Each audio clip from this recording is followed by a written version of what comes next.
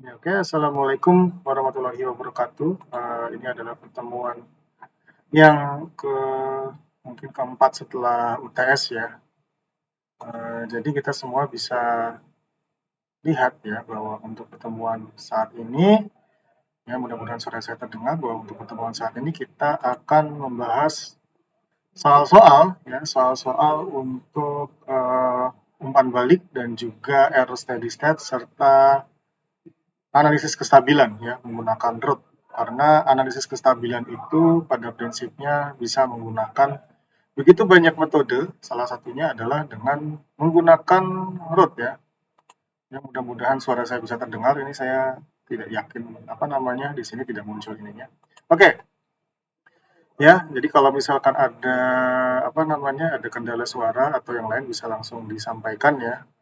Biasanya saya pakai HP, cuma apa namanya kali ini saya langsung menggunakan laptop saja, jadi saya nggak bisa mengontrol kecepatan dan juga volume. Ya, jadi minggu kemarin kita juga sudah membahas tentang analisis performansi menggunakan berbagai macam pengendali. Ya, artinya pengendali itu ada macam-macam dan kita mau melihat bagaimana analisis performansinya berdasarkan masing-masing kendali tadi ya. Nah, sekarang oke, okay, ya. Silakan langsung disampaikan. Mohon izin, Pak. Ya. Saya tidak bisa scan barcode. Apa ada option lain, Pak? Nggak bisa apa? Oh, Scan barcode untuk oh absen. ya ya, langsung tulis aja di situ. Di apa namanya? Langsung tulis Locit di ya? komen biasa ya. Yang nggak bisa Oh ya, berkat baik, Pak. langsung apa namanya? Tulis di komen saja. Iya, oke, terima Baik, Pak. kasih. Terima kasih banyak, Pak. Ya. Oke, nah ya jadi kita sekarang akan membahas soal-soal terkait umpan balik dan juga analisis kestabilan. Ya, memang nanti kita akan melihat bagaimana bentuk-bentuk persamaan tadi itu dianalisis dengan menggunakan metode yang sudah kita ketahui bersama. Ya. Nah, sekarang kita akan lihat bagaimana bentuk ininya ya. Kita lihat di sini. Ini ya, ini adalah contoh soal pertama. Ya, jadi saya download di sini dulu ya biar bisa saya coret-coret. Terus,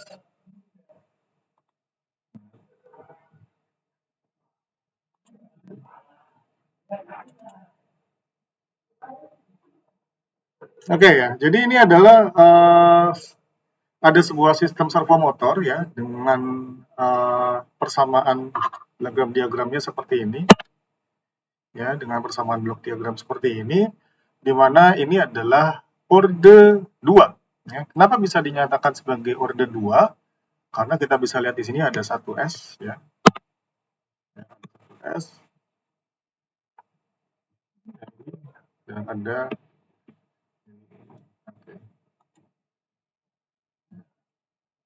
S dan S ya. Jadi kita bisa lihat bahwa karena ada dua S di sini itu adalah sistem orde 2. Nah, kalau menggunakan sistem orde 2 biasanya masih aman. Karena apa? Karena kalau misalkan letak-letak pole-nya, pole itu adalah penyebut, itu terletak di sebelah kiri bidang, yang terjadi adalah sistemnya stabil. Tetapi kita harus menganalisis bagaimana nilai K tersebut membuat sistem stabil. Maksudnya apa? Ada batas-batas K yang membuat sistem stabil. Bisa jadi dari sistemnya kita mau perbesar K seberapapun itu sistemnya stabil. Karena apa? Karena ketika kita perbesar nilai K, letak pole-nya itu semua terletak di sebelah kiri bidang. Ya, sebelah kiri bidang artinya E pangkat min. pangkat min berarti konvergen atau menuju nilai tertentu. Nah, untuk sistem servomotor ini, untuk kita bisa tahu apakah sistemnya stabil atau tidak, kita harus melakukan penyederhanaan menggunakan closed loop ya. Dan kita bisa tahu bahwa sebenarnya penyederhanaan menggunakan closed loop itu kan GS, ya, GS per 1 tambah GS HS. Ya. Nah, itu adalah fungsi transfer closed loop-nya.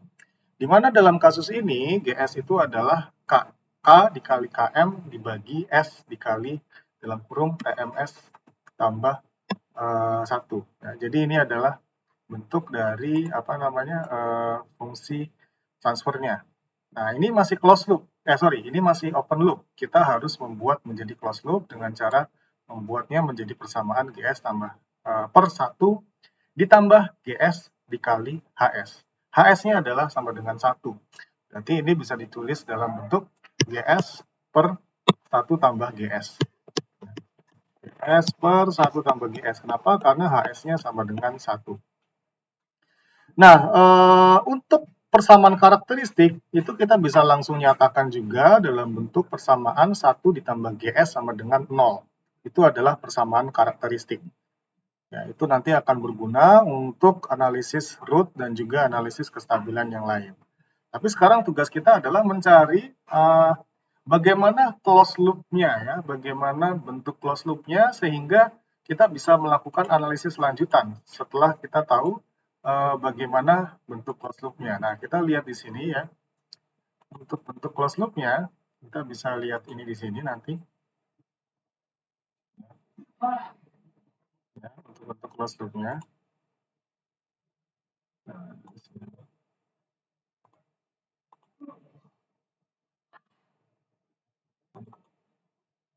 Nah, kita langsung lihat di sini. Nah, untuk bentuk closed loop-nya, CS per RS itu sama dengan GS per 1 tambah GS HS, ya, dan HS-nya sama dengan 1. Tapi hati-hati di sini ya, tidak selamanya HS itu sama dengan 1. Dalam dunia real, HS itu adalah sensor.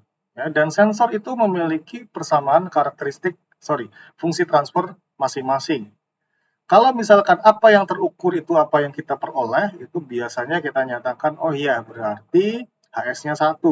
Tapi bisa jadi sensor itu memiliki delay. Contohnya adalah sensor termokouple atau sensor suhu, sensor termistor, atau sensor yang lain ya yang memiliki delay. Sehingga dalam banyak kasus HS itu sebenarnya nggak 1. Tapi dalam analisis ini karena kita lihat ya, kenapa kita bisa nyatakan 1? Karena dia langsung seperti ini. Ya, kalau langsung seperti itu berarti ya 1. Artinya apa yang terukur itu apa yang kita masukkan langsung dan yang terukur itu langsung dapat hasilnya. Contohnya adalah ketika kita mengukur yang enak ketinggian level ya, ketika levelnya tingginya misalkan 50 cm, sensornya langsung menunjukkan angka 50. Tapi ada sensor lain yang memang memerlukan waktu tunda, contohnya sensor suhu tadi. Kita masukkan termometer ke dalam air yang mendidih, si termometer itu tidak langsung menunjukkan nilai misalkan 99 atau 100 derajat Celcius, tapi dia akan bergerak, misalkan dari suhu ruangan 30, bergerak perlahan-lahan menuju 100. Itu adalah waktu tunda.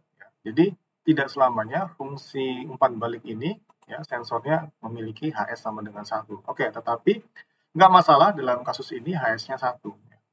Oke, langsung kita cari untuk GS itu sama dengan K. K itu adalah gain, penguatan umum.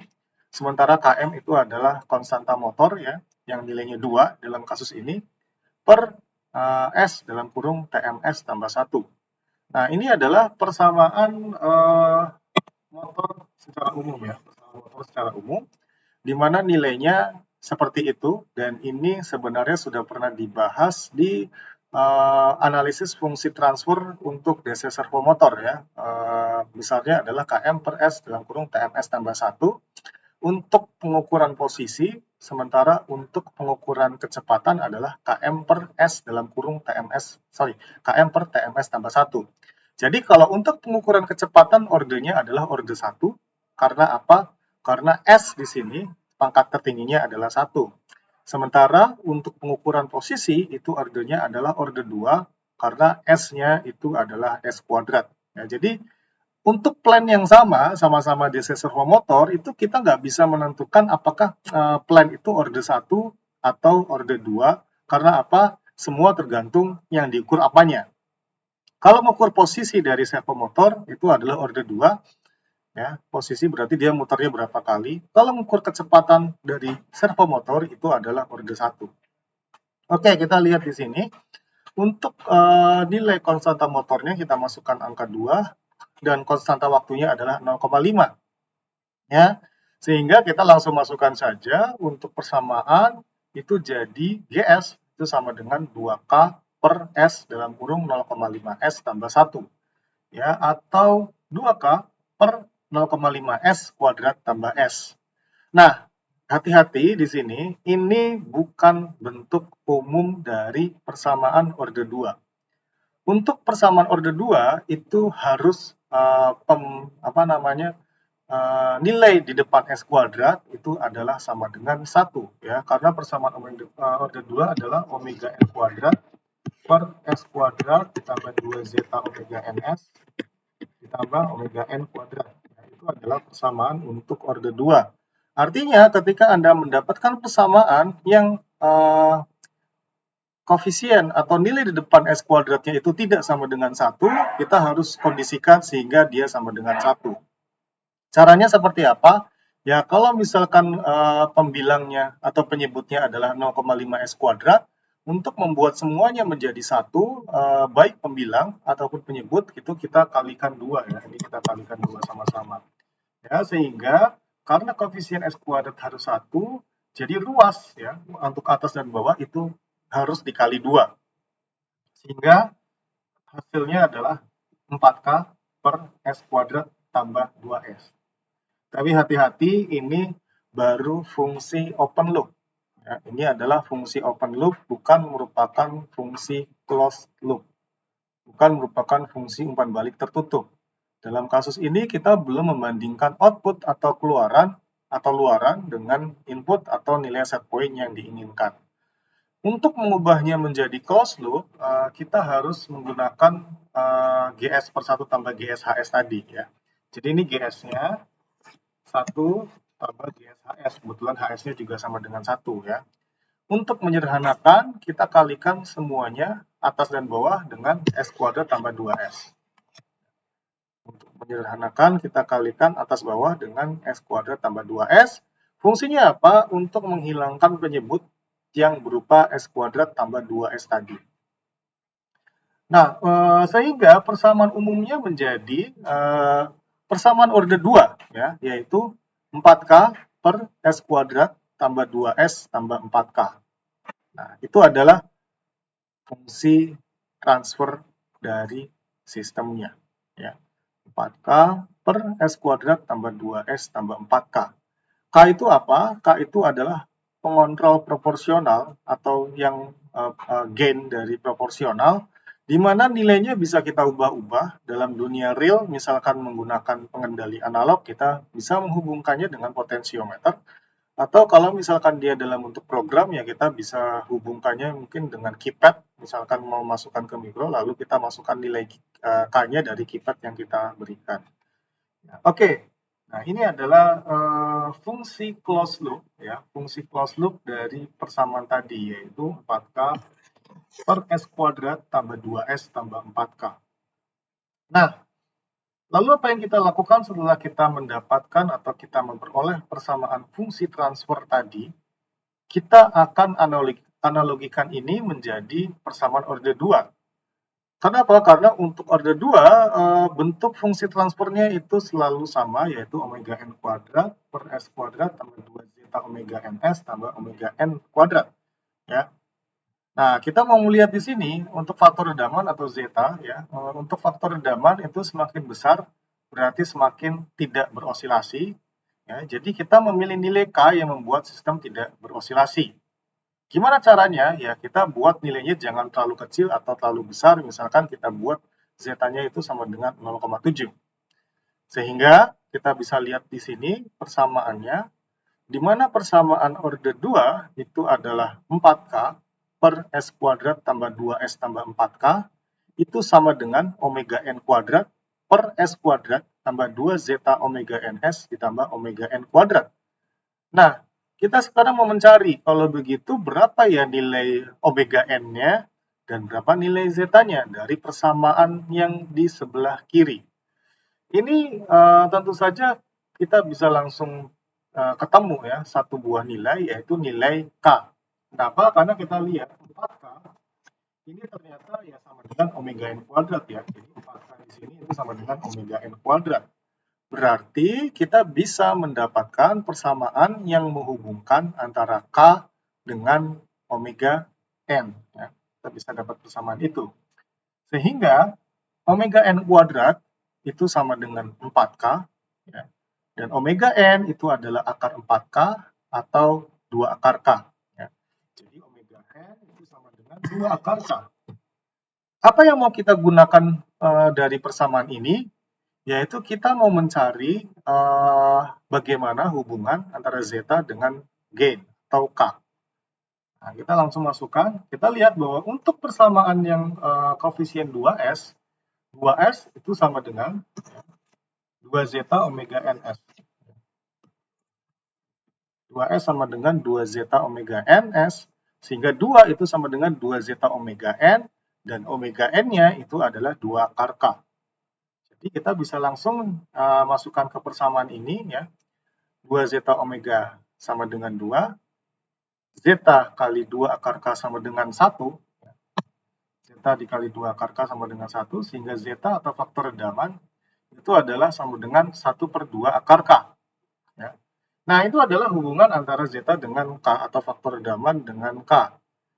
Jadi kita bisa melihat bahwa ketika K diperbesar, maka zeta mengecil atau faktor redamannya mengecil. Karena apa? Karena dia berbanding terbalik. Ya. K akar K sama dengan 1 per 2 zeta atau K sama dengan 1 per 4 zeta kuadrat. Jadi agar faktor redaman atau zeta membesar, maka K itu harus diperkecil ya. Dan tentu saja kita juga bisa memilih berapa faktor redaman yang mau kita peroleh berdasarkan nilai K yang mau kita setting. Jadi dalam kasus ini nilai K itu bisa kita ubah-ubah. Ya, jadi nilai K yang berubah-ubah itu akan menyebabkan faktor redaman itu berubah-ubah atau berbeda-beda. Ya, dalam kasus ini nilai K itu sama dengan nilai K itu berbanding terbalik dengan nilai faktor redaman atau nilai zeta. Ya, ini adalah zeta, faktor redaman. Oke, sekarang pertanyaan ketiga ya. Jadi kita sudah lihat ya, supaya sistem tidak osilasi, apakah K harus diperbesar atau diperkecil? Ya, kita bisa lihat ya, untuk sistem tidak osilasi, maka K diperbesar maka zeta mengecil. Jadi biar sistem tidak berosilasi, maka K harus diperkecil. Ya. Oke. Oke, untuk apa namanya? Untuk C, kita bisa lihat. Untuk C, kita bisa lihat berita bagaimana pengaruh K terhadap osilasi sistem dengan menunjukkan letak pol pada bidang S. Ya, kita bisa langsung cari berapa nilai K terhadap osilasi sistem dengan menunjukkan letak pol pada bidang S. Ya, nanti kita apa namanya? Kita lihat di sini ya. Letak pol pada bidang S. Kita bisa lihat bahwa sebenarnya bisa digambarkan seperti ini ya. Jadi kalau misalkan faktor redamannya semakin kecil, ya maka lihat letak polnya dia akan semakin menuju ke nilai-nilai yang makin besar imajinernya. Ya. Mungkin kalau misalkan kita lihat di sini ya, akar K itu kalau misalkan kita buat dalam bentuk ini, ya, akar K ini sama dengan 1 per 2 zeta. Ya, itu adalah akar K. Jadi kalau misalkan kita mau buat dia nilainya sesuai, kita buat K itu sama dengan 1 per 4 zeta kuadrat. Nah, ini nanti kita bisa lihat letak polnya di dalam bidang S dengan menggunakan persamaan itu. Ya. Jadi kita bisa lihat ya, Kalau misalkan dalam pool kayak gini kita buat bentuk imajiner seperti ini ya. Kalau K-nya diperbesar, ya, Z-nya mengecil. Z mengecil itu artinya apa? Artinya dia semakin menuju ke tengah. Jadi nanti dia makin ke sini. Makin mengecil. Kalau Z-nya membesar itu berarti ke atas. Ya, makin banyak memiliki sumbu imajiner. Oke, nah kita lihat untuk berapa nilai K harus di-set supaya sistem tidak ada osilasi dan overshoot. Atau kita pengen tahu ketika nilainya tidak osilasi dan overshoot, maka berapa nilai dari Z-nya. Ini berapa nilai dari K-nya. Ya, kita bisa melihat di sini ya, berarti untuk tidak osilasi dan tidak overshoot, nilai Z-nya ya, itu harus sama dengan 1. Ya, nilai Z-nya itu harus sama dengan 1. Berarti kita langsung masukkan Z-nya sama dengan 1 ke persamaan tadi, yaitu 2Z omega NS itu sama dengan 2S. Ya.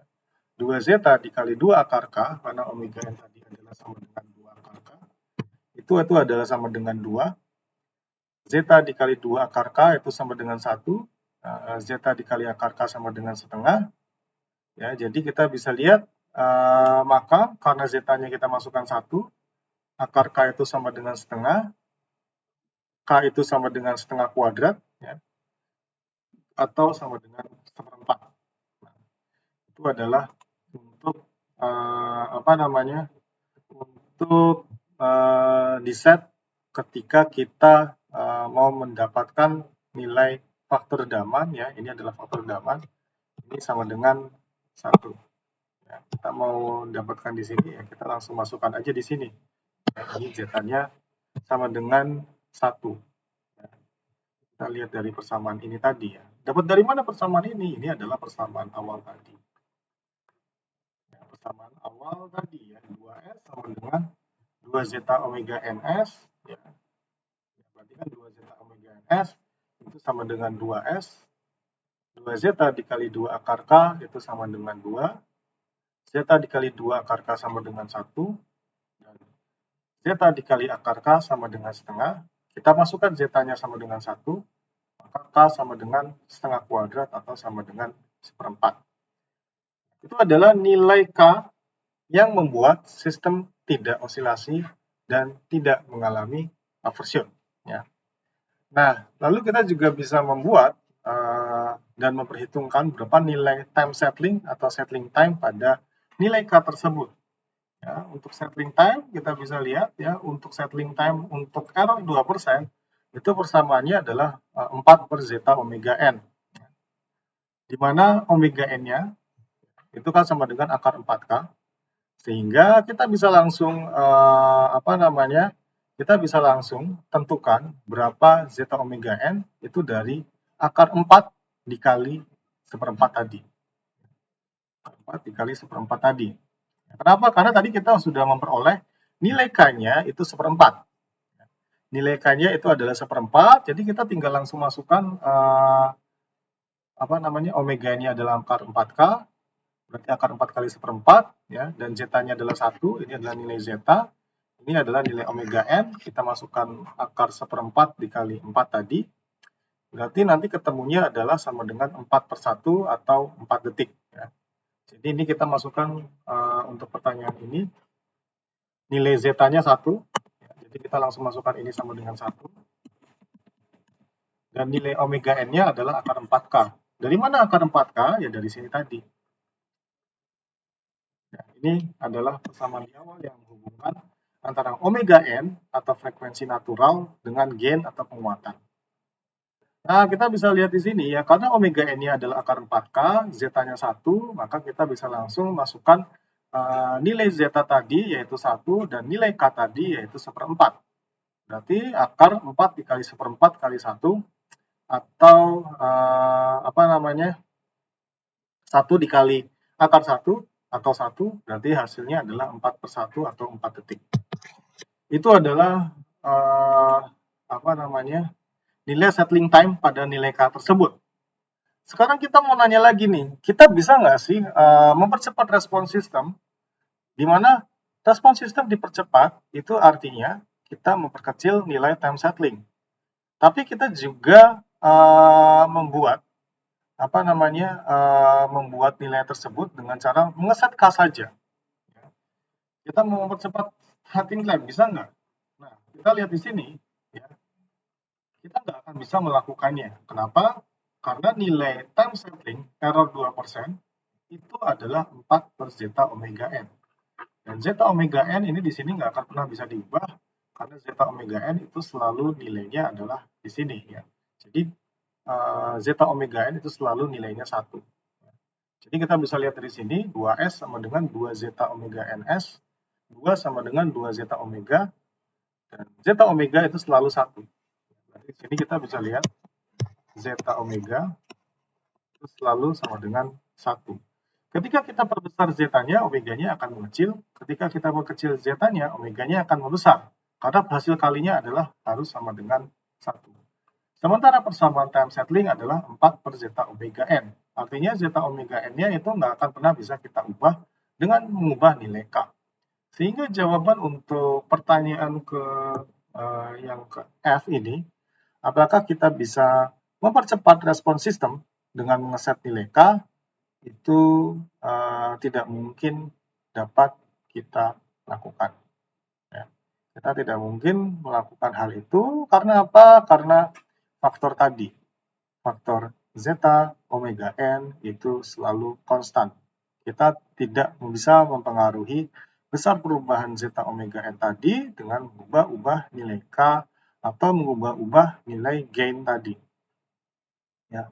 Dan itu adalah analisis sistem servo motor ini, ya. Jadi kita bisa lihat ya secara umum ini masih dasar dari umpan balik tadi, di mana kebetulan pada kasus ini itu ordernya adalah order 2. Kenapa saya bilang kebetulan? Karena secara umum sistem di dunia ini bisa jadi ordernya macam-macam, ada high order, ada order 1, ada order 2, ada order yang lain. Tetapi yang harus kita teliti adalah kadang-kadang ada persamaan yang higher order, tetapi kita langsung bisa dekati dengan persamaan order 2 atau order yang lebih rendah. Dan selama dalam rentang tertentu dia perilakunya sama dengan order 2, ya kita bisa menggunakan analisis pendekatan order 2 tadi, ya. Jadi memang apapun sistemnya, kadang-kadang ujung-ujungnya adalah bisa jadi lead and lag yang merupakan order 1. Itu bisa jadi sangat simpel. Jadi secara matematik mungkin rumit, ordernya banyak, ada persamaan untuk fungsi transfer bagian ini, fungsi transfer sensor, fungsi transfer yang lain. Tetapi ketika kita melihat responnya secara umum, dia mirip lead and lag atau sistem order 1 di mana responnya lambat. Ya udah, itu adalah keuntungan kita. Tetapi untuk sistem order 2 ini, kita harus menganalisis menggunakan persamaan order 2 tadi, yaitu omega n kuadrat per s kuadrat ditambah 2 zeta omega ns ditambah omega n kuadrat. Jadi itu adalah persamaan order 2 yang bisa berlaku umum untuk fungsi transfer apapun. Ya, untuk fungsi transfer apapun, persamaannya berlaku umum, yaitu untuk order 2 adalah tadi. Kalau order 1, tadi kita juga udah belajar, yaitu 1 per TS tambah 1. Nah, yang harus kita perhatikan di sini adalah persamaannya apakah masih berupa open loop atau closed loop.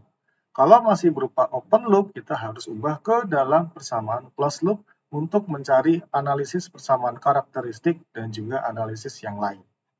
Oke, ya itu adalah nomor 1. Ya. Nah, sekarang kita ngelihat, ini tadi servo tadi itu bagus sih, cuma kita nggak bisa mempercepat respon. Kelemahannya itu bagaimana cara menghandle-nya. Nah, kita memperbaiki sistem servo motor tadi dengan menambahkan velocity feedback.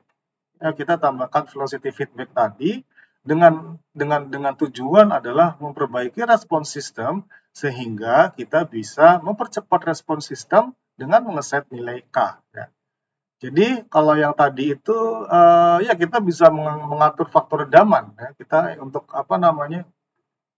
untuk analisis fungsi yang awal tadi kita bisa mengatur faktor redaman. Kita perbesar nilai gain-nya itu bisa menaikkan atau menurunkan faktor redaman. ya kita bisa membuat sistemnya berosilasi atau kurang berosilasi atau teredam penuh. Yang menjadi masalah adalah kita tidak bisa mempercepat respons sistem. Kenapa? Karena kita sama-sama tahu ketika kita ubah-ubah nilai K-nya, respons sistemnya hampir sama saja untuk kecepatannya. Sehingga untuk mengatasi hal tersebut, kita menambahkan velocity feedback. Di sini kita bisa nyatakan ini velocity feedback yang ini ya, yang KTS ya. KTS itu artinya ada penguatan untuk feedback kecepatannya ya, dan ada S-nya. Kenapa dikalikan S? Anda ketahui sendiri bahwa yang dinamakan persamaan diferensial dalam bentuk Laplace adalah kita tinggal mengalihkan S untuk mengubahnya menjadi turunan pertama. Ya, dalam domain Laplace, kenapa kita analisis dalam bentuk Laplace? Karena kemudahan tadi ya, secara aljabar itu sangat mudah. Kita kalau melakukan penurunan ya, kita tinggal kalikan S. Kalau misalkan turunan turunan lipat 2 ya, kita kalikan S kuadrat, turunan 3 kalikan S pangkat 3. Itu kelebihan dari kelebihan dari Laplace. Nah, di sini kita lihat KTS. Kenapa KTS? Karena ini adalah pengukuran posisi di mana dari posisi ke kecepatan, kecepatan itu adalah turunan pertama dari perubahan posisi perubahan posisi persatuan waktu itu adalah kecepatan, yaitu adalah turunan pertama. Jadi kita kalikan S untuk menunjukkan bahwa itu adalah turunan pertama dari posisi, yaitu kecepatan. Nah, kita bisa lihat untuk inner loop-nya sebenarnya ini masih sama ya, dia masih sama, cuma feedback-nya itu kita menggunakan velocity feedback, dan secara umum kita juga menggunakan umpan balik untuk posisi. Jadi di sini kita menggunakan dua umpan balik. Yang pertama adalah umpan balik untuk umpan balik untuk kecepatan, ya. Dan yang kedua adalah umpan balik untuk posisi, di mana masing-masing bagian itu memiliki konstantanya masing-masing. Ada konstanta KT, konstanta feedback, ada KF, penguatan secara umum, ada K itu adalah gain secara dari servomotornya. Nah, sekarang langkah pertama adalah tentu saja dimanapun persoalannya kita harus mencari fungsi transfer closed loop. Ya. Fungsi transfer closed loop. Nah, ini mungkin pembelajaran terkait penyederhanaan blok diagram itu menjadi semakin kelihatan kegunaannya ya. Bentuk-bentuk kayak gini tentu saja kita harus menggunakan penyederhanaan blok diagram biasa. Bagaimana cara menyederhanakannya? Kita lihat di sini ya. Ya, untuk inner loop ya, persamaan fungsi transfer ini sebenarnya masih sama kayak tadi ya. GS per 1 ditambah GSHS. Ya. GS per 1 tambah GSHS atau KKM per S dalam kurung TMS tambah 1. Ya, di mana HS-nya, jadi berbeda dengan sebelumnya, HS di sini itu bernilai KTS. Karena apa? Karena feedback-nya itu adalah velocity atau kecepatan. Di mana kecepatan itu adalah merupakan tadi saya bilang turunan itu dikali S.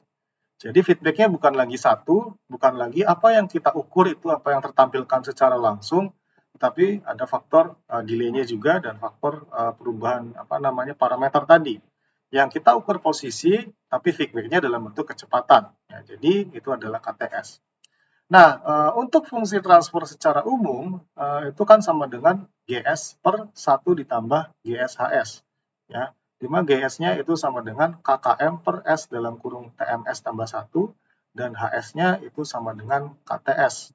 Sehingga GS itu sama dengan, kita masukkan nilai tadi, K-nya itu adalah 1/4, dan konstanta motornya itu adalah 2, per S dalam kurung 0,5 S ditambah 1. Ya, itu kita lihat persamaan umumnya adalah 0,5 per 0,5 S kuadrat tambah S. Apakah ada masalah? Jelas ada masalah. Kenapa? Karena koefisien dari S kuadrat itu belum 1. Ya, kita harus kembalikan koefisien S kuadrat itu selalu ke 1. Kenapa harus kita kembalikan ke 1? Untuk menyamakan persamaan orde 2 yang umumnya adalah memiliki koefisien S kuadrat sama dengan 1. Tapi jangan khawatir, ini penyederhanaannya cukup mengalihkan semuanya dengan 2. Ya. Jadi nanti kalau ketemu dia per 0,1 S kuadrat, semua atau atas bawah dikalikan 10. Oke, jadi kita lihat untuk persamaan dari fungsi transfernya itu adalah 0,5 per 0,5 S kuadrat ditambah S. Atas dan bawah dikalikan 2 sehingga persamaannya itu menjadi 1 per S kuadrat tambah 2S. Apakah ini sudah selesai? Ternyata belum. Kenapa? Karena yang menjadi masalah adalah untuk persamaan ini, ya, untuk persamaan ini itu sebenarnya kita belum melakukan inner loop-nya dalam bentuk umpan balik, ya. Sehingga persamaan umpan baliknya itu adalah GS 1 per 1 per S kuadrat tambah 2S itu per 1 tambah 1 per S kuadrat tambah 2S dikali KTS, ya. Ini adalah GS-nya. Ini adalah HS-nya. Ini GS HS. Jadi GS per 1 tambah GS HS, GS-nya adalah 1 per S kuadrat tambah 2S dibagi 1 ditambah GS HS, 1 ditambah GS-nya adalah 1 per S kuadrat tambah 2S dikalikan HS yaitu KTS. Ya, sehingga ini hasilnya yaitu 1 per S kuadrat tambah 2S per 1 ditambah KTS per S kuadrat tambah 2S. Nah, kita mau menyederhanakan persamaan itu dengan cara menghilangkan penyebut dari S kuadrat ditambah 2S. Ya. Menghilangkan penyebut S kuadrat tambah 2S dilakukan dengan cara mengalihkan pembilang dan penyebut dengan nilai yang sama yaitu S kuadrat ditambah 2S itu sendiri. Sehingga persamaan umumnya itu menjadi S kuadrat tambah 2S tambah KTS. Ya. S kuadrat ditambah 2S ditambah KTS. Nah, itu kita bisa sederhanakan lagi menjadi 1 per S kuadrat tambah 2 dalam kurung 2 ditambah KT kurung buka S. Ini bukan persamaan closed loop semua, karena ini baru persamaan closed loop yang di sini saja. Ini baru persamaan closed loop yang di sini saja.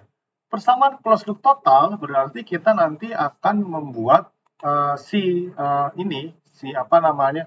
persamaan inner loop tadi yang berupa 1 per S kuadrat tambah dalam kurung 2 ditambah KT kurung buka S itu seolah-olah dia adalah GS barunya. Ya. Ini adalah jadi GS barunya. Jadi ini satu kotak ini kita anggap sebagai GS. Di mana GS barunya itu adalah 1 per S kuadrat tambah dalam kurung 2 ditambah KTS. Itu adalah GS barunya. Sehingga kita bisa lihat bentuk persamaannya jadi seperti ini kalau kita mau buat dalam bentuk yang sederhana ya. 1 per S kuadrat tambah 2 tambah KTS ya. Nah, ini kita umpan balikan. Jadi kayak gini bentuknya ya.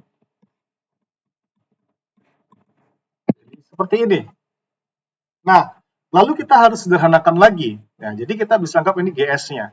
Tapi untuk kasus penyederhanaan yang ini, HS-nya itu kita kembali menjadi 1. Kita lihat dalam umpan balik ini, kita tidak memiliki nilai yang tertera pada umpan balik. Sehingga ini HS-nya itu kembali sama dengan 1 untuk kasus ini. Ya, sehingga persamaan CS per RS atau output per inputnya itu adalah sama dengan KF per 1 per S kuadrat tambah dalam kurung 2 ditambah KT kurung buka S per 1 tambah KF dikali 1 per S kuadrat tambah dalam kurung 2 ditambah KT S. Untuk menghilangkan penyebut masing-masing, kita kalikan dengan S kuadrat ditambah dalam kurung 2 ditambah KTS di bagian pembilang dan S kuadrat ditambah dalam kurung 2 ditambah KTS di bagian penyebut. Sehingga persamaan akhirnya itu menjadi KF per S kuadrat ditambah dalam kurung 2 ditambah KT kurung buka S ditambah KF. Ini adalah persamaan fungsi transfer keseluruhan. Persamaan fungsi transfer keseluruhan. Dan kita lihat ternyata persamaan fungsi transfer keseluruhannya itu adalah juga order 2. Ya, kita beruntung bahwa sistemnya masih order 2 sehingga kita bisa analisis menggunakan pendekatan fungsi transfer yang menggunakan order 2. Ya, yang tadi itu loh, yang omega n kuadrat per S kuadrat tambah 2 zeta omega ns ditambah omega n kuadrat. Itu adalah fungsi persamaan dari orde 2. Dan itu nanti kita samakan dengan fungsi ini, yaitu Kf per S kuadrat ditambah dalam kurung 2 ditambah Kt kurung buka S ditambah Kf. Itu adalah bagaimana cara kita membuat sistem ini menjadi lebih mudah untuk kita analisis. Karena apa? Karena kita bisa langsung tahu, oh kalau misalkan kita menginginkan time settling-nya 1 detik. Ini pertanyaan kedua ya. Oke, jadi kita yang fungsi closed loop-nya kita sudah dapat, yaitu ini tadi ya, Kf per S kuadrat tambah dalam kurung 2 tambah KTS tambah Kf, itu adalah closed loop-nya. Sekarang kita mau mendapatkan berapa responnya saat responnya mau kita percepat menjadi 1 detik, tapi kita juga mau menghindari osilasi dan overshoot, di mana situasi itu bisa diperoleh saat kita set nilai zeta-nya itu sama dengan 1. Ya. Saat kita set nilai zeta-nya sama dengan 1, kita mau juga membuat sistemnya responnya cepat. Karena apa? Karena tadi di nomor 1, kita nggak bisa mempercepat responnya. Responnya selalu 4 detik. Tapi di sini kita bisa atur baik nilai Kt maupun nilai Kf untuk mempercepat respon, sekaligus juga untuk mengatur faktor redaman. Nah, untuk kasus ini, kita bisa lihat, diinginkan time settling-nya itu adalah sama dengan 1 detik. Artinya, untuk persamaan time settling, itu 4 per zeta omega n itu sama dengan 1. Ya. Jadi kan time settling-nya harus 1 detik, berarti karena persamaan fungsi time settling itu adalah 4 per zeta omega n, berarti 4 per zeta omega n sama dengan 1. Di mana faktor osilasi yang sangat bagus, bukan osilasi yang sangat bagus ya, faktor redaman yang bagus itu kita membuat nilainya sama dengan 1. Di mana nilai 1 osilasinya kecil atau nggak ada, overshoot-nya juga nggak ada. Jadi kita set nilai zeta-nya atau nilai faktor redamannya itu adalah sama dengan 1. Nah, berarti apa? Berarti 4 per omega n itu sama dengan 1, berarti omega n itu sama dengan 4. Nah, kita lihat, oh berarti kita harus menentukan nilai omega n itu sama dengan 4. Caranya gimana? Ternyata dari persamaan ini tadi, ya, persamaan Kf per S kuadrat tambah dalam kurung 2 ditambah KTS ditambah Kf, kita bisa langsung tahu, oh berarti omega n kuadrat itu adalah Kf itu sendiri ya. Kita bisa lihat omega n kuadrat itu adalah Kf. Sementara untuk kasus C tadi, omega n itu kita maunya nilainya adalah 4. Kenapa? Karena ketika omega n 4, time settling-nya itu sama dengan 1 detik, dan faktor redamannya itu juga bernilai 1. Berarti omega n kuadrat itu sama dengan Kf, ya. Berarti 4 kuadrat itu sama dengan Kf, berarti Kf itu sama dengan 16. Ya.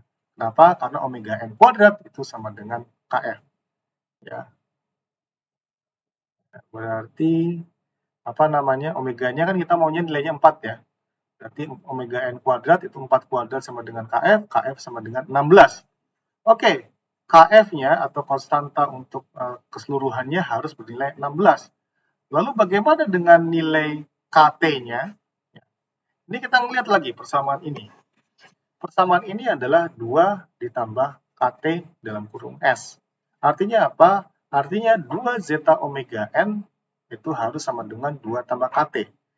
2 zeta omega n harus sama dengan 2 tambah Kt, dan kita udah sama-sama tahu ya berapa nilai dari omega n. Ya. Kita juga udah tahu bahwa nilai omega n itu harus sama dengan 4, dan nilai zeta itu harus sama dengan 1 untuk faktor redaman yang bagus. Ya. 4 dapat dari mana? Ya ini tadi. Ya. Jadi kan kita lihat omega n-nya harus 4. Sementara zeta-nya harus 1 agar faktor redamannya bagus. Jadi kita langsung masukkan 2 dikali 1 kali 4 itu sama dengan 2 ditambah Kt. Ya. 2 kali 1 kali 4 itu sama dengan 2 ditambah Kt. 8 itu sama dengan 2 ditambah Kt. Sehingga Kt itu adalah 8 dikurang 2 itu sama dengan 6. Ya. Sehingga kita bisa lihat bahwa untuk sistem yang ini kita bisa lihat Ternyata kalau di sistem yang sebelumnya kita nggak bisa atur nilai time settling sekaligus faktor redaman, untuk sistem yang ini kita bisa mengatur faktor redaman sekaligus time settling di saat yang bersamaan dengan cara mengatur nilai KF dan KT. Ya, dengan cara mengatur nilai KF dan KT. Sementara untuk sistem yang di atas, kita bisa lihat bahwa ketika kita ngatur nilai K-nya, kita memang bisa mengatur nilai faktor redaman ya, yang hubungannya berbanding terbalik tadi dengan nilai dari K. Ya. Tetapi kita tidak bisa mengatur time settling atau waktu yang dibutuhkan untuk mencapai kestabilan. Untuk sistem yang di bawah, kita bisa melakukannya itu semua dengan cara mengatur nilai KF dan KT. Jadi kita bisa nyatakan bahwa sistem ini tentu saja lebih bagus. Kenapa? Karena kita bisa atur nilai faktor redaman sekaligus nilai time settling dengan cara mengatur nilai KT dan nilai KF. Ya. Jadi kita bisa lihat untuk sistem secara keseluruhan, kita bisa langsung atur berapa nilai KT, berapa nilai KF untuk mendapatkan parameter yang lain. Misalkan saya pengen time settling-nya 2 detik saja cukup, tetapi faktor redamannya 0,7. Ya, kita bisa lakukan itu. Atau saya ingin time settling-nya 0,8 detik dan juga nilai faktor redamannya 0,7. Ya, kita bisa atur. Walaupun secara real tentu saja ada keterbatasan. Kita nggak akan mungkin mengatur time settling-nya mau dibuat jadi 0 misalkan, atau 0,1. Itu sesuatu hal yang nggak mungkin ya, artinya time settling 0 kan berarti tidak dibutuhkan waktu untuk mencapai set point, itu mustahil. Ya, itu adalah pembahasan sistem servo ya. Ya, kalau ada pertanyaan mungkin bisa langsung disampaikan ya terkait dari persamaan-persamaan ini. Jadi kita bisa lihat ya untuk sistem ini secara umum itu tidak ada tidak ada pengaturan yang cukup rumit karena semuanya itu masih orde 2 ya. Masih orde 2 ya. Jadi nanti kita lihat lagi untuk kasus yang lain yaitu bagaimana cara menganalisis error steady state dengan menggunakan sistem ini ya. Ya, jadi kalau tadi kita melihat ya bagaimana sistem ini itu kita buat menjadi menjadi lebih adjustable secara prinsip. Kenapa? Karena kita bisa mengatur berbagai parameter sekaligus dengan menggunakan prinsip-prinsip umpan balik tadi. Nah, sekarang kita akan berlanjut ke bentuk yang bentuk yang lebih umum untuk menganalisis berapa besar dari error steady state dan juga berapa besar dari dari parameter lainnya. Nanti kita akan lihat ya. Jadi nanti untuk kasus ini kita akan lihat ya contoh-contoh lain. Misalkan contoh untuk pengaturan roket ya. Kita akan melihat bagaimana efek dari sistem itu ketika kita menggunakan pengontrol P, PD, dan yang lainnya. Ya.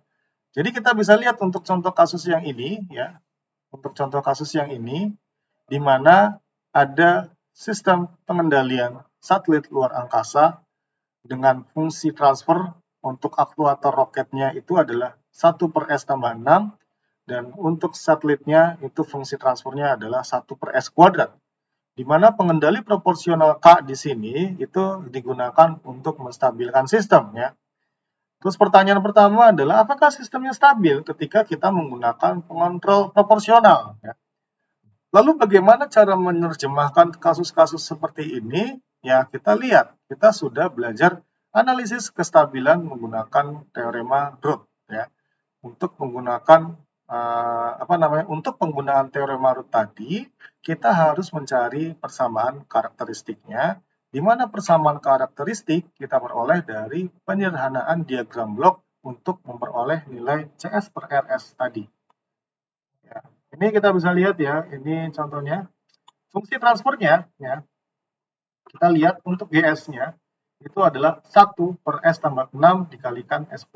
Ya, ini adalah K/S tambah 6 dikalikan S², ya, HS-nya 1, ya, kita kalikan atas dan bawah dengan S tambah 6 kali S², ya, sehingga ketemu fungsi transfernya itu adalah secara umum ya untuk kasus ini adalah K per S tambah 6 dikali S kuadrat ditambah K. Atau fungsi transfer umumnya ketika kita menggunakan pengendali proporsional itu adalah K per S tambah 6 dalam kurung S kuadrat ditambah K. Nah, itu adalah fungsi transfernya. Dan persamaan karakteristiknya itu adalah berupa penyebut dari fungsi transfer tadi, yaitu S pangkat 3 ditambah 6S kuadrat ditambah K.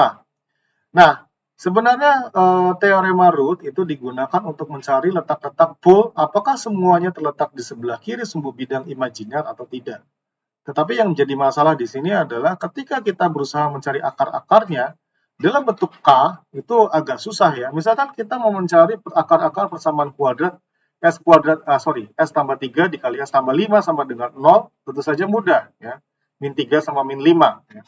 Tapi ketika kita menerjemahkan suatu persamaan pangkat 3 atau pangkat yang lebih besar dari 3 dengan pengaruh koefisien K di situ, tentu saja pencarian akarnya menjadi lebih rumit karena apa? Karena kita harus mendefinisikan rentang nilai K-nya.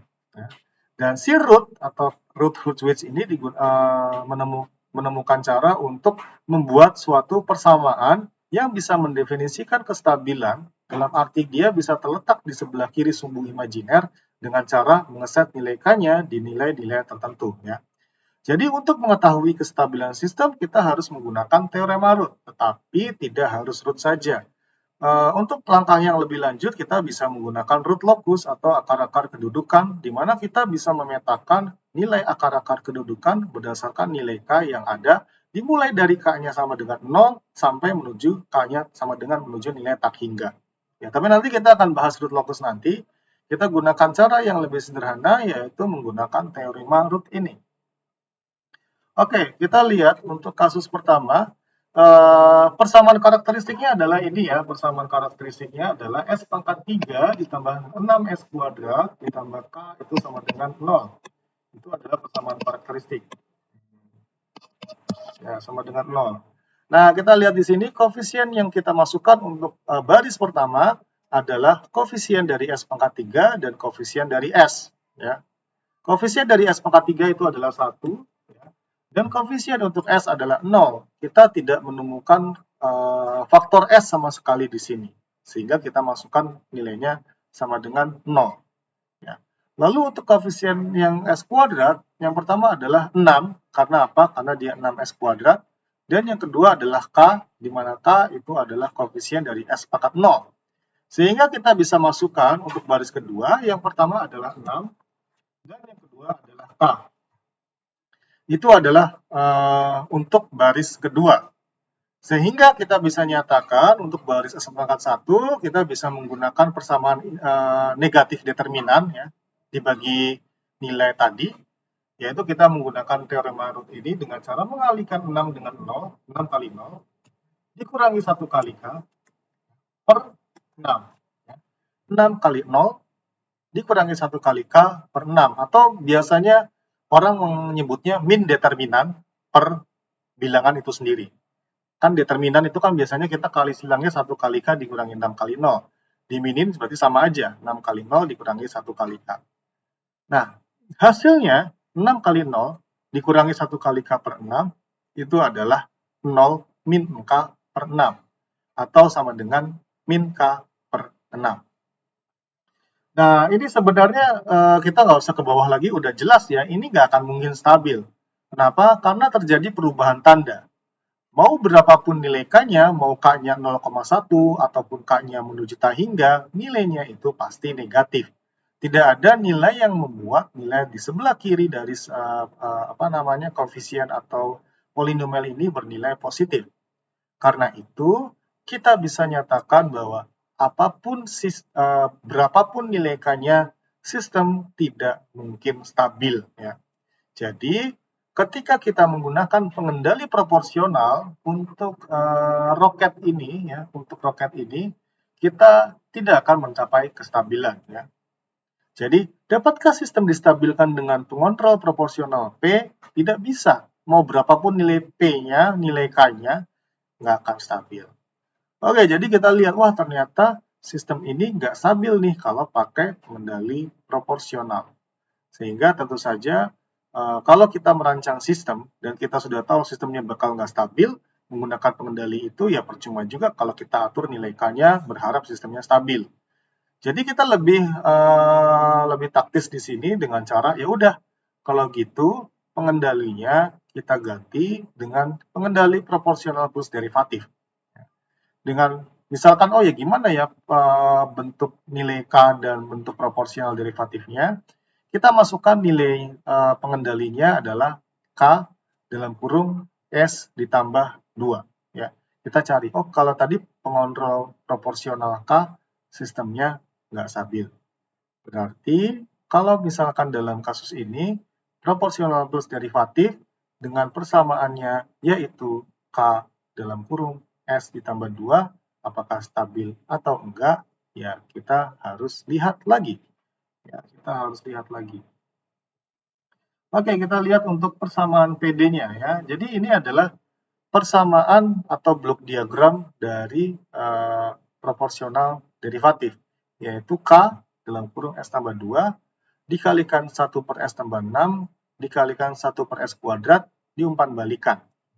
Nah, kita sekarang berusaha untuk mencari persamaan umpan baliknya atau persamaan closed loop-nya, yaitu K dalam kurung S tambah 2 per S kuadrat dalam kurung S tambah 6 per 1 ditambah K dalam kurung S tambah 2 per S kuadrat dalam kurung S tambah 6. Ya. Atas dan bawah dikalikan S kuadrat dalam kurung S tambah 6. Ya. Sehingga hasilnya itu menjadi K dalam kurung S tambah 2 per S kuadrat dalam kurung S tambah 6 ditambah K dalam kurung S tambah 2.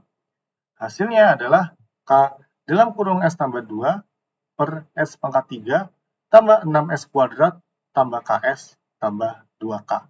Nah, kita bisa lihat ini adalah persamaan closed loop untuk pengontrol yang berupa proporsional derivatif. Nah, kita bisa lihat ini adalah fungsi karakteristiknya. Nah, ini adalah fungsi karakteristiknya, yaitu S pangkat 3 ditambah 6S kuadrat ditambah KS ditambah 2K. Itu adalah fungsi karakteristik atau persamaan karakteristik dari sistem ketika kita buat semuanya itu sama dengan 0. Oke, lalu bagaimana cara menganalisis kestabilannya untuk fungsi transfer yang baru ini ketika kita menggunakan pengendali atau pengontrol proporsional derivatif, ya kita sama tadi menggunakan teorema Root. Ya, untuk koefisien S pangkat 3 itu adalah sama dengan 1, untuk koefisien S itu adalah K. Ya. Jadi ini yang kita masukkan di awal, S pangkat 3 yaitu koefisiennya 1, dan koefisien dari S yaitu K. Sementara koefisien dari S kuadrat itu adalah 6, ya. Dan koefisien dari S pangkat 0 adalah 2K. Sehingga kita bisa lihat di sini untuk tanda dari S pangkat 1 yaitu 6 dikalikan K dikurangi 1 dikali 2K dibagi 6. Ya. 6 dikali K dikurang 1 dikali 2K dibagi 6.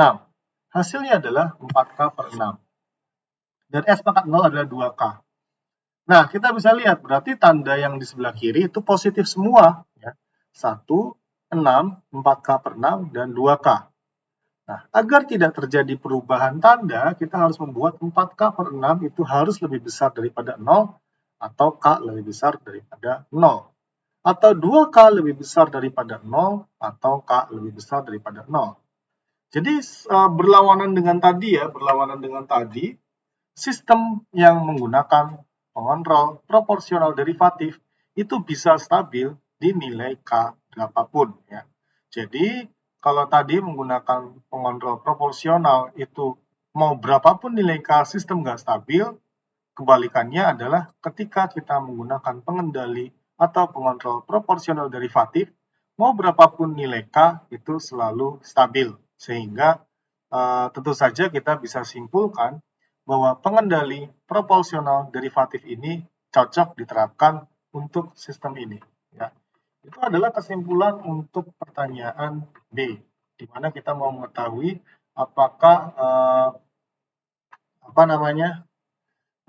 bagaimana letak kestabilan ketika kita menggunakan pengontrol proporsional plus derivatif. Ya. Terus yang ketiga, kita mau menganalisis berapa besar error steady state atau SSS, ya, ESS, untuk input unit rem atau tanjakan, di mana untuk input rem tanjakan, outputnya itu sama dengan T, RT itu sama dengan T, atau di dalam domain Laplace, RS itu sama dengan 1 per S kuadrat. Ya. Jadi kita mulai belajar menghitung berapa besar error steady state di sini. Ya. Nah, kita lihat ya, untuk error steady state, ya, kita lihat error steady state persamaannya adalah limit S menuju 0 untuk S dikalikan ES, ya, di mana ES atau error itu adalah perbedaan antara nilai input yaitu RS dengan nilai output yaitu CS. Ya. Error adalah RS dikurangi CS. Jadi ingat error dan error steady state itu beda, walaupun sama-sama beda perbedaan. Error steady state itu adalah perbedaan saat keadaan stuck atau keadaan stabil. Error adalah perbedaan itu sendiri, ya. Setiap saat selalu bisa jadi ada bedanya, itu yang dinamakan error. Dan error steady state adalah limit S menuju 0, S dikalikan ES, atau S dikalikan RS dikurangi CS dalam kurung, atau S dikali RS dalam kurung 1 min CS per RS. Ya. Dan CS per RS itu adalah K dalam kurung S tambah 2 per S pangkat 3 ditambah 6S kuadrat ditambah KS ditambah 2K. Sehingga kita bisa lihat untuk persamaannya 1 min CS per RS itu sama dengan 1 dikurangi K dalam kurung S tambah 2 per S pangkat 3 tambah 6S kuadrat tambah KS tambah 2K. Atau kita ketika ubah nilai satunya, kita bisa ubah nilai satunya jadi ini ya. Jadi jangan bingung kenapa nih tiba-tiba muncul ini.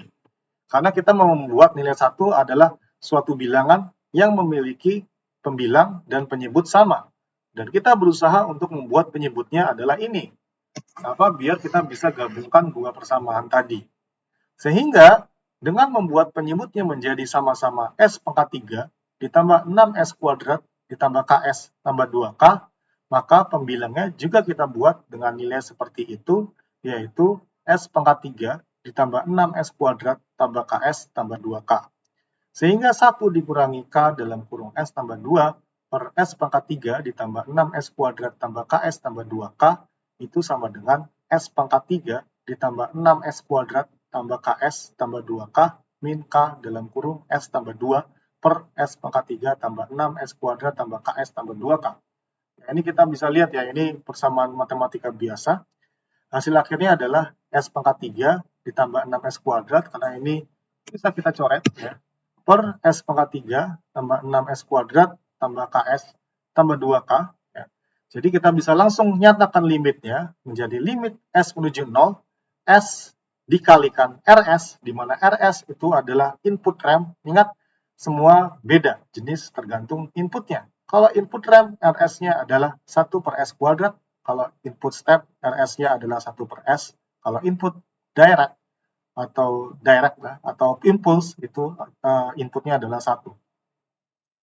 Sehingga error steady state dari limit S menuju 0 dari S dikalikan 1 per S kuadrat dikalikan S pangkat 3 tambah 6S kuadrat per S pangkat 3 tambah 6S kuadrat tambah KS tambah 2K itu sama dengan S kuadrat tambah 6S per S pangkat 3 tambah 6S tambah KS tambah 2K, di mana kita masukkan nilai S sama dengan 0. Sehingga kita bisa lihat ini atasnya 0 dan bawahnya adalah 2K. Hati-hati, jangan sampai 0 per 0. Kalau 0 per 0 itu bukan 0, bukan tahingga, tetapi tak terdefinisi. Karena apa? Karena 0 per 0 itu bisa berupa nilai berapapun. 0 kali sesuatu sama dengan 0. Ya. Jadi bisa 1, bisa 2, bisa 3, bisa 4.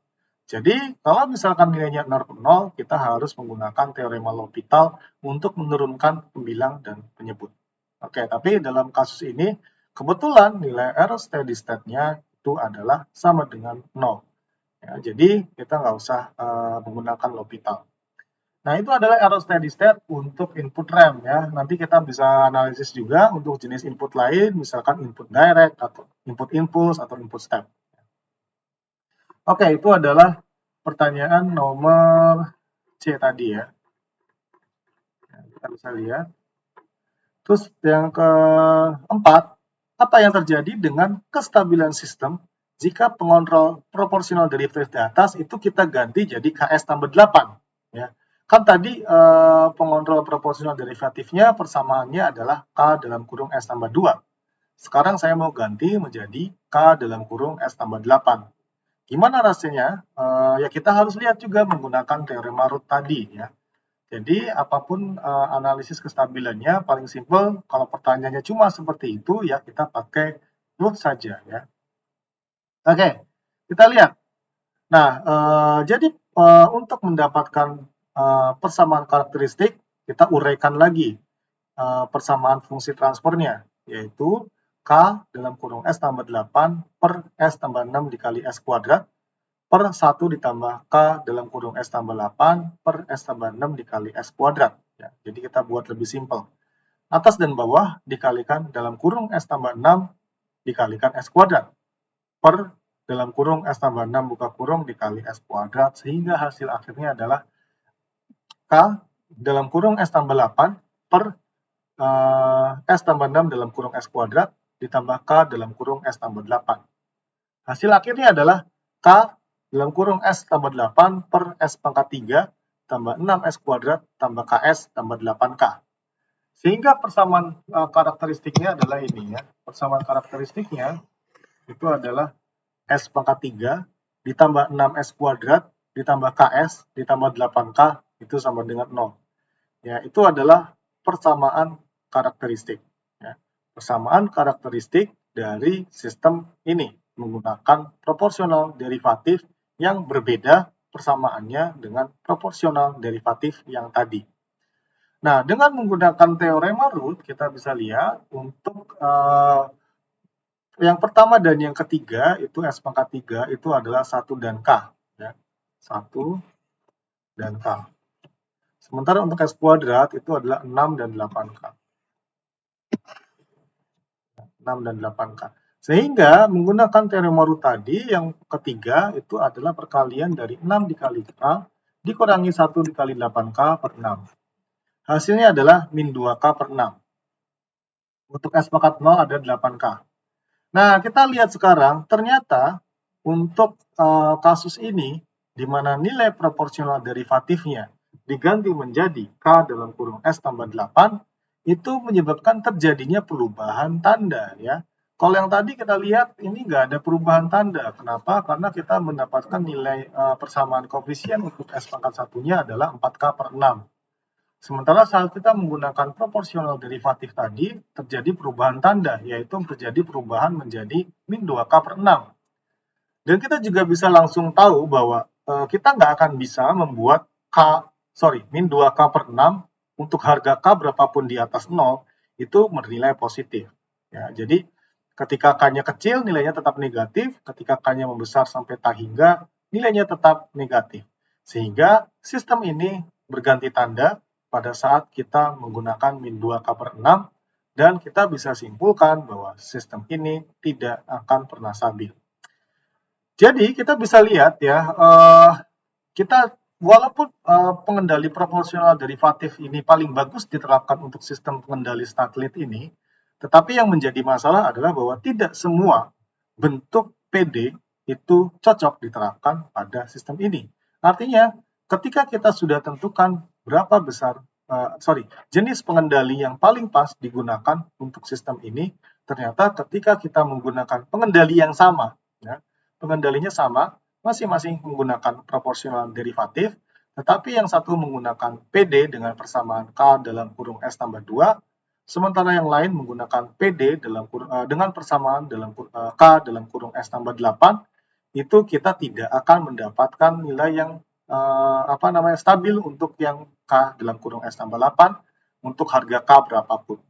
Tetapi untuk harga K S tambah 2 itu kita bisa nyatakan bahwa sistemnya stabil untuk harga K berapapun. Jadi kita bisa simpulkan jenis pengendali yang sama bisa jadi menimbulkan performa atau kinerja yang jauh berbeda. Sama-sama PD ya. Sama-sama PD atau sama-sama proporsional derivatif. Nah, letak zero pada kasus ini, zero itu adalah pembilang dari persamaan fungsi transfer. Nah, 0 di sini adalah min 8, 0 di sini adalah min 2. Sehingga letak 0 pada kasus ini sangat mempengaruhi kestabilan sistem. Ya. Letak 0 yang yang terlalu jauh dari sumbu itu bisa jadi menyebabkan ketidakstabilan sistem. Oke, sekarang kita lanjut ke contoh yang lain ya.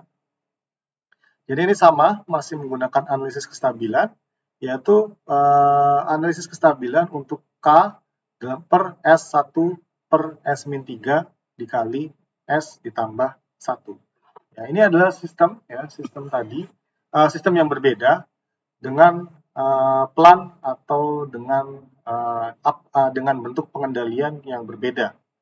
Nah, ini kita lihat untuk untuk yang pertama. Apakah sistem stabil? Kita bisa lihat.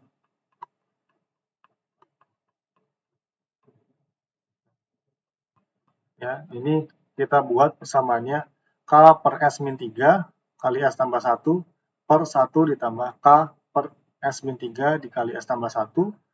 Itu persamaan fungsi karakteristiknya adalah S kuadrat min 2S min 3 tambah K. Ini langsung ketahuan nggak stabil. Ya. Kenapa? Karena ini langsung nggak bisa diapa-apain. Ya, kita nggak usah analisis lain macam-macam. Terjadi perubahan tanda, sistem nggak stabil. Ya. Ini bentuk perubahan tandanya. Sehingga oke, lalu setelah itu kita mau menggunakan pengendali proporsional derivatif dengan persamaannya adalah K dalam kurung S tambah 3 ya, dibagi S min 3 dalam kurung S tambah 1 per 1 ditambah K dalam kurung S tambah 3 per dalam kurung S min 3 dikalikan S tambah 1. Nah, ini seperti biasa kita kalikan atas dan bawahnya dengan S-3 dikali S tambah 1, dan yang di bawah juga S-3 dikali S tambah 1. Sehingga persamaannya itu menjadi K dalam kurung S tambah 3 per dalam kurung S-3 buka kurung dalam kurung S tambah 1 ditambah K dalam kurung S tambah 3. Sehingga persamaannya ini menjadi K dalam kurung S tambah 3 per S kuadrat min 2S min 3 tambah KS tambah 3K atau K dalam kurung S tambah 3 per S kuadrat tambah, nah kita biasa kumpulkan ya. Kumpulkan yang ada koefisien S-nya dan kumpulkan yang tidak mengandung koefisien S sama sekali. Jadi untuk yang mengandung koefisien S itu adalah K min 2 dan untuk yang tidak mengandung koefisien sama sekali adalah 3K min 3. Nah, dengan menggunakan teorema root, kita bisa lihat bahwa ini koefisiennya adalah 1, dan yang ini adalah 3K min 3, ya, dan ini adalah K min 2. Sehingga kita bisa lihat, untuk stabil, K harus di atas 2, ya, dan K harus di atas 1. Irisan dari K di atas 2 dan K di atas 1 itu adalah harus di atas 2.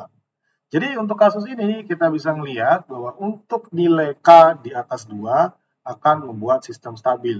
Lebih bagus dibandingkan yang pertama saat kita menggunakan pengendali proporsional saja, di mana kita tidak akan bisa membuat sistemnya stabil karena terjadi pergantian tanda saat kita menganalisis dengan menggunakan teorema root. Nah, untuk kasus ini kita harus hati-hati. Kenapa? Karena jangan sampai kita cuma ngambil K yang ada di sini saja, ini nggak diperhitungkan. Kita harus memastikan semua bagian di sini itu tidak terjadi perubahan tanda. Jadi semua bagian itu harus diperhitungkan, apalagi yang ada nilai K-nya. Jadi suatu bagian, kalau kasus yang ini kita langsung nggak usah ngitung sebenarnya. Ini nggak ada nilai K-nya, satu positif, satu negatif. Di bawah kita langsung ketahuan, itu nggak stabil. Tapi kalau di sini nilai K tertentu saja yang akan menyebabkan tidak terjadi perubahan tanda. Untuk yang di atas K lebih besar dari 2, untuk yang di bawah K lebih besar dari 1. Dan tentu saja agar semuanya sama-sama terpenuhi, kita memilih yang ini ya, yang di atas 2. Kenapa? Karena kalau kita memilih yang di atas 1, kita masukkan nilai 1,5, di sini memenuhi, di sini enggak. Tetapi ketika kita memilihkannya di atas 2, ketika di sini memenuhi, pasti yang di sini memenuhi juga. Oke, sekarang kita lanjut ke pencarian nilai error steady state untuk persamaan tadi, ya, untuk persamaan tadi. Jadi error steady state-nya itu sama dengan yang persamaan sebelumnya, adalah limit S menuju 0, S dikalikan ES, atau limit S menuju 0 dari S dalam kurung RS dikurangi CS, atau limit S menuju 0, di mana S dikalikan RS dikalikan 1 min CS per RS. Ya. Jadi kita menguraikan ini ya. Jadi RS dikurangi CS itu kan sama dengan ini. RS-nya dikeluarin, jadi 1 min CS per RS karena kita udah punya persamaan CS per RS-nya. Jadi limit S menuju 0, S dikali RS dalam kurung 1 min K dalam kurung S tambah 3 per S kuadrat tambah dalam kurung K min 2S tambah 3K min 3. Kita samakan penyebutnya ya. Penyebutnya adalah ini. Kita samakan ya, ini adalah penyebutnya. Sehingga persamaan akhirnya itu menjadi S kuadrat min 2S min 3 per S kuadrat tambah dalam kurung K min 2S tambah 3K min 3 atau limit S menuju 0, S dikali 1 per S dalam kurung S kuadrat min 2S min 3 per S kuadrat tambah dalam kurung K min 2S tambah 3K min 3. Nah, ini kita bisa lihat ya, kita bisa gunakan ini ya, kita masukkan nilai S sama dengan 0, ini sama dengan 0, ini sama dengan 0, ini sama dengan 0, ya, sehingga hasil akhirnya adalah min 3 per 3K min 3. Nah, agar error steady state-nya kecil, ya, maka K itu harus lebih besar daripada 1 dan diperbesar. Ini untuk membuat nilai error steady state-nya kecil. Oke, sekarang kita lihat untuk pertanyaan D. Ya. Bagaimana efek perubahan K terhadap konstanta peredaman? Ya, untuk D. Bagaimana efek perubahan K terhadap konstanta peredaman? Ya, kita bisa lihat di sini ya, untuk D ya, kita sama-sama gunakan persamaan orde 2 tadi ya, 2 zeta omega n itu sama dengan K min 2 dikali S, ya. Kita coret S-nya, di mana omega n-nya itu adalah akar 3K min 3. Dan kita buat dari persamaan ini ya, kita buat dari persamaan ini, dan ini adalah apa namanya, persamaannya. Jadi omega n itu sama dengan ini, dan ini adalah 2 zeta omega n S ya. Jadi 2 zeta omega n sama dengan K min 2, omega n sama dengan apa namanya, akar 3K min 3 ya. Kenapa bisa akar 3K min 3? Karena kita ngelihat di sini. Ya, ini. Omega n kuadrat sama dengan 3K min 3, berarti omega n sama dengan akar 3K min 3. Dan zeta, 2 zeta omega n itu sama dengan K min 2. Ya, kita masukkan aja persamaannya. Berarti 2 zeta omega n sama dengan K min 2, dengan omega n sama dengan akar 3K min 3, berarti 2 zeta akar 3K min 3 sama dengan K min 2, 2 zeta sama dengan K min 2 per akar 3K min 3. Ya. Ya. Maka kita harus lihat, zeta itu sama dengan K min 2 per 2 dalam kurung akar 3K min 3. Ya. Jadi kita bisa lihat bahwa ketika K-nya diperbesar, maka Z-nya diperbesar. Sehingga ketika kita mau mendapatkan nilai Z yang besar, maka K-nya harus diperbesar. Kalau untuk faktor redaman atau Z sama dengan setengah, kita bisa langsung masukkan ya. Jadi yang pertanyaan E, ya, untuk yang pertanyaan E,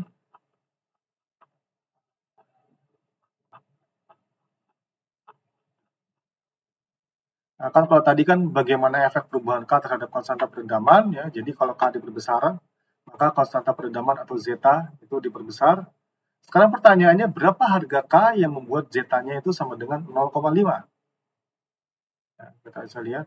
Kalau zeta-nya sama dengan 0,5, kita lihat bahwa 0,5 itu sama dengan K min 2 per, ini kan kita langsung masukkan ini ya, ke persamaan ini. 0,5 sama dengan K min 2 per 2 dalam kurung akar 3K min 3. Atau akar 3K min 3 itu sama dengan K min 2 ya. Kita langsung pindah ini ke sini.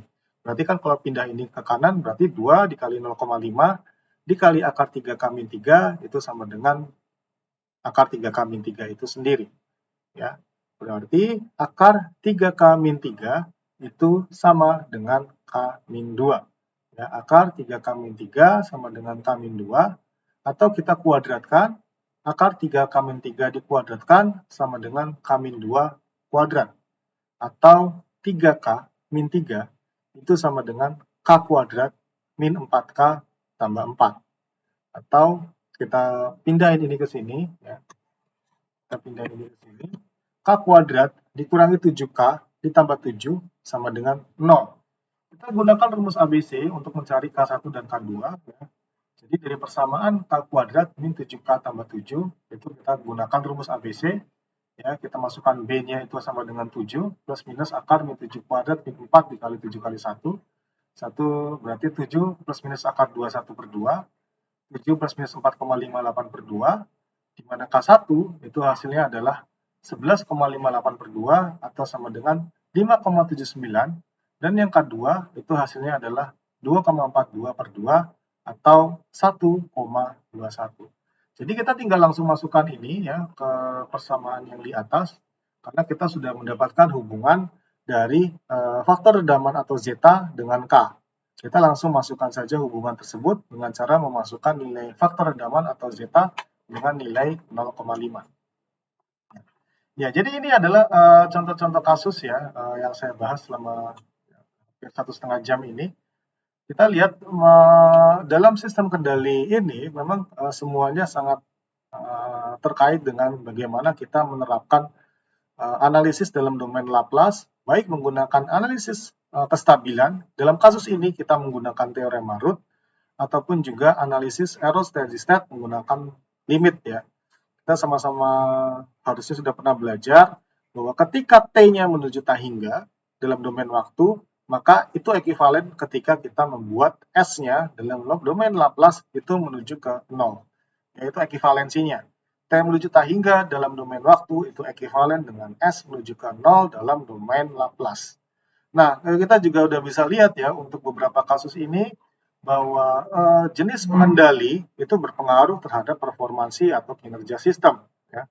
Di mana bahkan untuk pengendali yang sama dalam kasus tadi, pengendalinya sama-sama proporsional derivatif, itu sama-sama pengendali, tetapi memiliki bentuk bentuk parameter yang berbeda. Untuk pengendali proporsional derivatif bisa menghasilkan dua keadaan yang saling bertolak belakang. Yang tadi misalkan sama-sama proporsional derivatif, yang satu stabil untuk semua harga K, yang satu lagi tidak stabil untuk semua harga K. Jadi memang pemilihan pengendali di sini itu sangat krusial. Artinya kita nggak akan bisa menganalisis sistem ketika sistemnya nggak stabil. Analisis kestabilan adalah gerbang pertama ketika kita mau mendesain sebuah pengendali. Ketika kita tahu bahwa sistemnya nggak bakal stabil digunakan untuk parameter apapun, ya percuma kita merancang sistem tersebut dengan pengendali yang tadi. Misalkan, oh ya berdasarkan analisis, kita nggak akan membuat sistem yang stabil menggunakan pengendali proporsional. Tapi kita tetap merancang menggunakan pengendali proporsional. Itu nggak make sense. Jadi memang analisis kestabilan ini digunakan saat kita ingin mengetahui apakah pengendali ini bisa diterapkan atau tidak. Stabil itu adalah syarat awal. Begitu udah stabil, kita bisa langsung, oh ya saya pengen responnya bagus, oh ya saya pengen error steady state-nya kecil, oh ya saya pengen maksimum overshoot-nya kecil. Nah itu bisa dilakukan ketika sistemnya stabil. Jadi memang ya kita harus tahu apakah sistemnya stabil atau tidak, karena memang ada beberapa sistem yang sudah cacat dari sananya, dia apa-apain juga nggak stabil. Ya memang ada sistem yang seperti itu. Tapi kita mencoba untuk meminimalkan kemungkinan itu dengan cara menambahkan pengendali yang paling cocok diterapkan untuk jenis-jenis sistem yang berbeda. Analisis yang lain juga bisa kita gunakan dengan cara menentukan berapa error steady state-nya. Ya. Jadi kita juga tadi sudah menghitung error steady state. Ya. Makin kecil makin bagus, kalau hilang lebih bagus lagi. Ya. Tetapi jenis-jenis pengendali yang berbeda itu juga menimbulkan besar error steady state yang berbeda. Terus kita juga pengen melihat juga untuk faktor parameter time settling, di mana kita bisa lihat bahwa kita bisa mengatur time settling dengan mengatur gain proporsional atau pengendalinya. Kita juga bisa mengatur berapa besar faktor rendaman dengan mengatur gain-nya atau nilai penguatannya. Ya, jadi itu ya untuk pertemuan hari ini. Untuk tugas itu sudah ada di LMS, silakan dikerjakan. Ya, yang kemarin saya juga belum upload. Nanti mudah-mudahan hari ini saya masih ingat untuk upload materi di YouTube karena memang untuk sistem kendali kontinu secara apa namanya secara matematika agak banyak analisisnya. Tetapi sebenarnya ini masih mending dibandingkan sistem kendali diskrit karena sistem kendali diskrit itu lebih kompleks matematikanya. Tapi untuk kurikulum baru nanti kita akan lihat bagaimana kondisinya. Ya. Oke, sampai saat ini ada pertanyaan ya, apa namanya untuk materi ini. Nanti kita akan lihat bagaimana kestabilannya menggunakan sistem dengan menggunakan root locus. Jadi untuk root locus itu agak sedikit lebih abstrak dibandingkan ini. Saat ini kita masih menggunakan teorema root yang relatif lebih user friendly. Tapi nanti saat kita menggunakan root locus itu bisa jadi ya butuh analisis yang mendalam. Ya oke, mungkin kalau tidak ada pertanyaan cukup sekian pertemuan hari ini. Assalamualaikum warahmatullahi wabarakatuh.